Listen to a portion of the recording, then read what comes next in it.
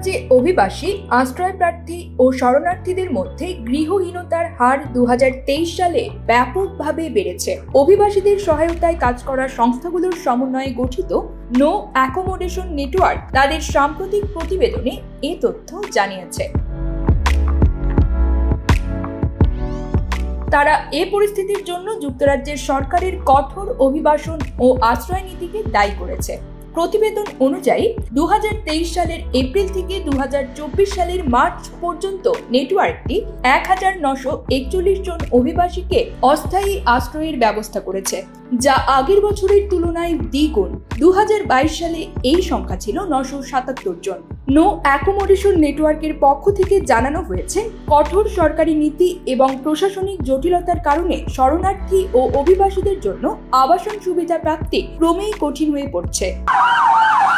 Criminal কিংবা police case নিয়ে জীবন বিপর্যস্ত, বিট সলিসিটরস রয়েছে আপনার পাশে। ফলে হাজারো মানুষ গৃহহীন অবস্থায় দিন কাটাতে বাধ্য হচ্ছেন।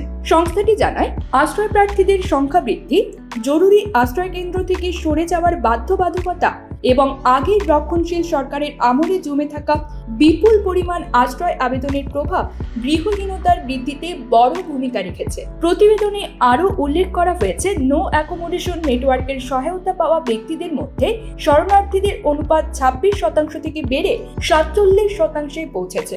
নেটওয়ার্কের পরিচালক ব্রিজেট ইয়ং বলেন, আমাদের প্রতিবেদন স্পষ্ট করে দেখাচ্ছে যে যুক্তরাজ্যের আশ্রয় ব্যবস্থা প্রতি বছর হাজার হাজার মানুষকে অপ্রয়োজনীয়ভাবে গৃহহীনতার দিকে ঠেলে দিচ্ছে। এই চ্যালেঞ্জ মোকাবেলায় সরকারের কার্যকর পদক্ষেপ প্রয়োজন।